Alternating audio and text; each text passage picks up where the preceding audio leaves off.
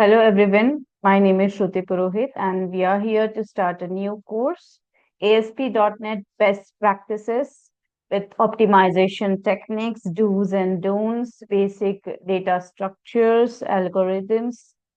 So let's start with it. Be aware that you all are having lots of knowledge and experience in on working uh, with the ASP.NET framework, but yet there are some best practices, there are some optimization techniques, there are some algorithms and data structures we can apply to our core, to our applications to improve performance. So, we are going to talk about all these things in this particular course. We are not starting ASP.NET with the basics. Okay, we are considering that the basics already you are aware about it and you know all the things, but only the for the standardization and for the optimization of your existing and newer code, we are launching this particular course. So let's start. So data structures and algorithms, as we are aware about, whenever we start any kind of a development or application, what we normally do, we plan for it, right? We think we collect the requirement and we perform some kind of a modeling, what will be the technologies get used. Then we decide what kind of data structures will get used in this applications, because data structures are nothing but structures where we are going to store our whole application data, okay, which will be the faster way to do it for if this particular functionality is only depend on the addition, deletion, and the updation, then what kind of a data structure should be used? If we want the faster searching, what kind of a data structures we need to use? So all these things we decide, and then we start with the development, right? So that's why the course starts with the data structures and algorithm. So basically, data structures contain the word data. Obviously, we are aware about data is nothing but a unit or an element of the information, and we stored it in the form of different types of variables or data structures, right? So the data may be text, numbers, dates, images, videos, and other kind of a data. So we store these type of a data in a two types of a data types, like primitive types or composite types. Okay, primitive types we already aware about. Composite types also we already aware about. But what exactly the data structure is and its purpose is, we will understand it. But before that, we will understand how ASP.NET Core development depends on kind of a different kind of a data structures. So as you can see in this diagram, we need to perform some kind of a sortings, and there are the lists, there are the trees and hash tables and stacks and queues are there. Okay. So ASP.NET Core development relies on manipulating, storing, and retrieving data. A solid understanding of a data structures will allow you to develop, design, and implement web application in a very proper way. And you able to handle the large amount of data quickly and respond to the requests and scaling the applications efficiently. So whether managing user sessions, caching the data, or optimizing the database queries, data structures plays a very important and a crucial role in improving the performance and reliability of ASP.NET Core applications. So making them more competitive, capable of meeting the demands and modern web developments, what we need to do, we need to go ahead with the different kinds of data structures. So here it is. So basically, what exactly the data structure is and what exactly its purpose is. So we have many problems in our day-to-day life also, and which are the different types, and we try to solve those problems. Okay, and normally we faces the three phase of a problem solving in our daily lives also. First, we define the solution, what will be the solution, then analyze the solution, and then we implement the solution. The solution we apply to solve the computer problem is called as an algorithm. Okay. So we know that we want to develop these kind of application. Okay. And we decided that, okay, this will be the front, or this is the view, or this is the raw model of our application. And we write it in the form of an algorithm. The algorithm is nothing but a procedure that contains specific set of rules to get output from the input. So normally in every application, we take our input from our clients and we generate output for it, right? So every algorithm is nothing but a process which tells us, okay, we have to do this thing first, then that thing, and then go ahead. And for example, we have to develop a form, then we have to validate it, then we have to check each and every data, then perform the submit operation. What will happen, which controller will get called when we click on a submit, and how the request gets sent to the backend, and how it gets accepted by your controller, and how it transfer it to the different models. Models are nothing but to your repositories and will responsible for calling the database, and similarly vice versa from the database to your front end. So this is the algorithm we normally used to follow, which is based on a kind of an input and output.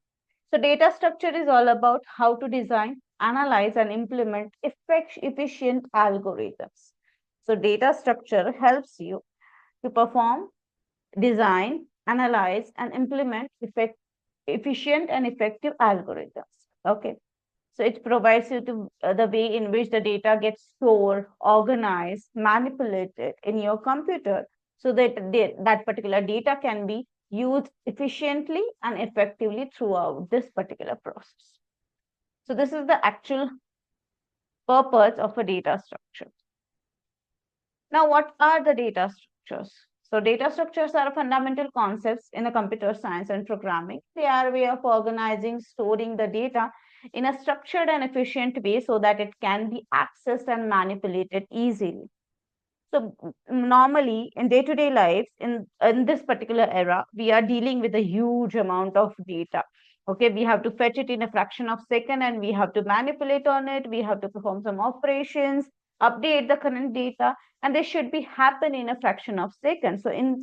So the basic requirement is these data should be properly managed and stored in such a way that all these operations will get performed in a quick or in a fraction of seconds. So data structures defines how data organized, stored, and operated in a computer memory. So data structure is all about how to design, analyze, implement efficient algorithms. So the data structure is most fundamental and basic and building block for the concepts in a computer science to solve any kind of a computer problems. So whether you are developing in any kind of a languages or any framework, data structure always matters. It's a lot of importance in creating a program logic. For example, in a dictionary, every word should be is in a sorted way. Okay, it's organized in a sorted manner.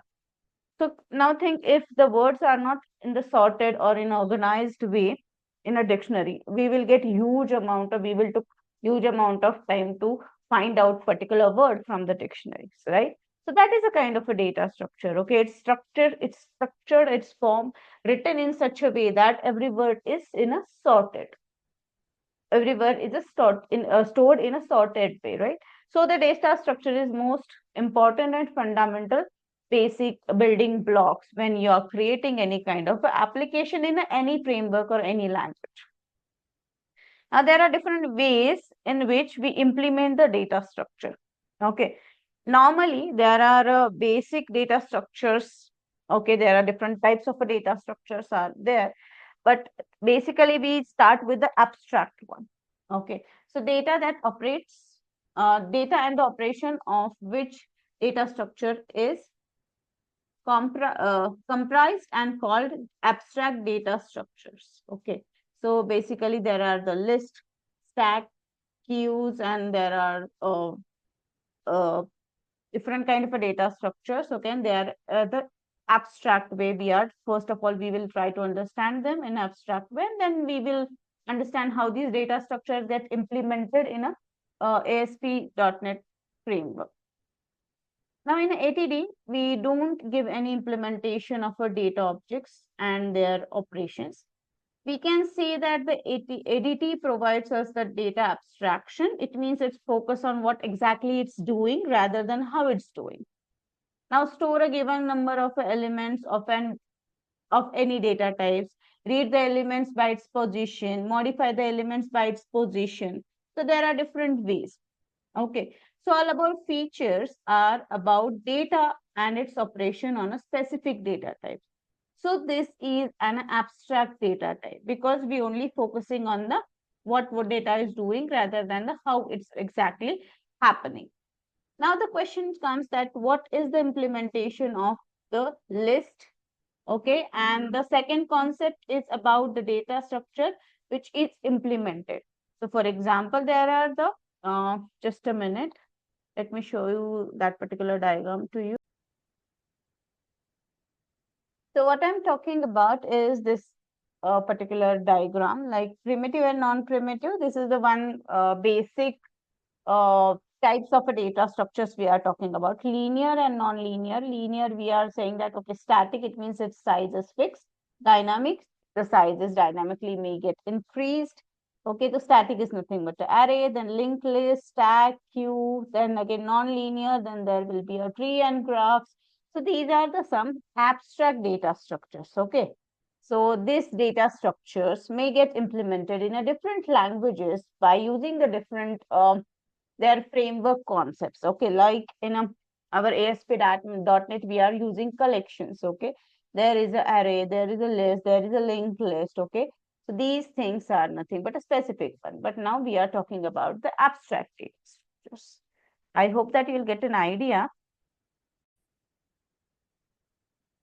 So what we will do, we will start with one by one. So here it is. Now the question comes, what is the implementation of a list? So we aware about that the list is an abstract data structure, and what is the implementation of it? It's so we can say array is the implementation of a list. You can store the element in a sequential manner, or you can let's say we can implement the above list in as a abstract data structure as an arrays, or we can say it as a linked list. We can say it as a stack and queue on these forms are a nothing. Sorry, these things are nothing but our implementations of abstract data structures. So we will understand one by one slowly, but before that we will understand how exactly why we are using data structures, what will be the complexity of our written code, why it's taking so much of time and space, okay, for the execution, and does it really matters when you are using when you are creating application and when you are implemented and when your client is using that particular application.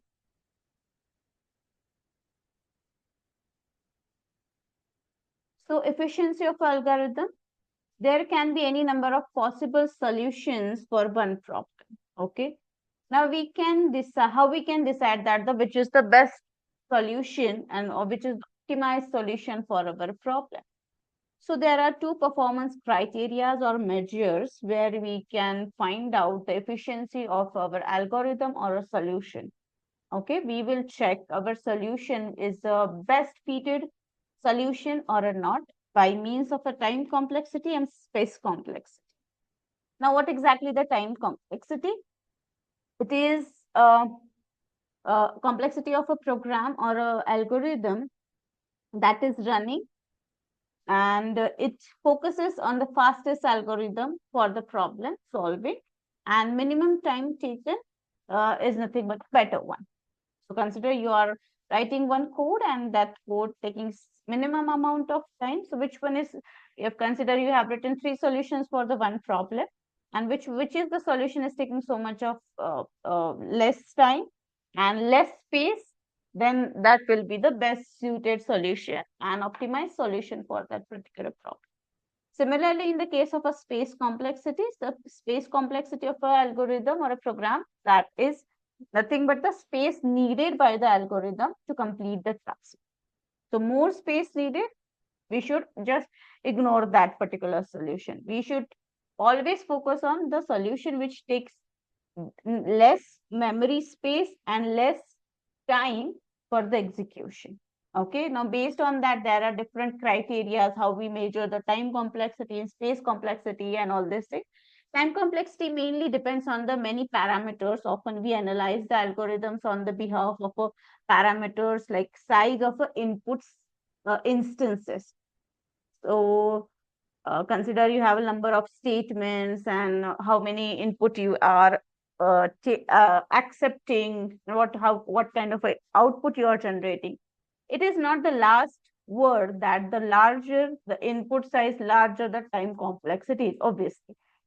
So your input is large, manipulation is large, again, time complexity will get increased.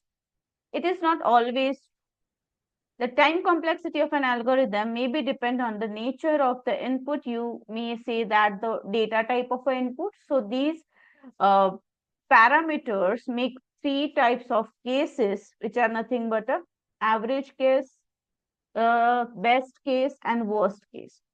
So you are taking the input, but how you are storing, how you are manipulating that particular complex input, that also matters a lot. How you are manipulating, how what number of line of code you have written for manipulation, all these things also get considered when you are taking care of efficiency of the algorithm. As you can see that there is a program 1, 2, 3. Program 1 having only one statement. Program 2 is having loop, okay, 1 to n. And program 3 is having the nested loop. So obviously we are aware about that the execution of the statement is number of statement get executed in a program things way away larger than the program 1. So obviously the program 3's time complexity is little bit larger. So as we know that the time taken by the execution of the single statement is depend on the computer, and that runs on the which program where you are running the program, that's computers, machines, functionality also matters. But we know that in a priori methods, it's independent of computer machines, the program language and the programmer scheme. So we only consider the first factor and the estimate the efficiency of algorithm according to the total frequency of a count of statements that program having. Okay, so there are three programs in this example, so, and we already analyze it. So let's go ahead. So program 1, there is a frequency count is 1. Program 2, frequency count is n plus 1. And this statement, there are multiple statements are there, and based on the complexity get calculated. So as you can see here, the total frequency count of a program 1, 2, 3 is given by 1, 3n plus 1 and 3n square plus 3n plus 1 respectively, and can be expressed as a O1, ON, and ON is forward to respective. And this is the complexity flow. This is the better complexity. This is the worst complexity. So accordingly, you can decide how to write the code, what will be the structures, and that also we will try to understand in next few sessions.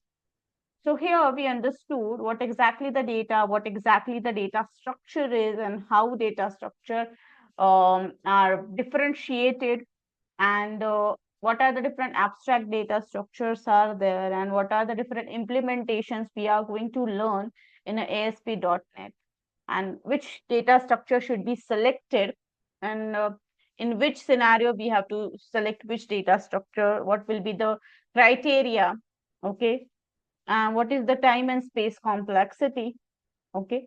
So these things we have learned. In the next session, we will understand how the data structure is classified and we implement it in our ASP.NET.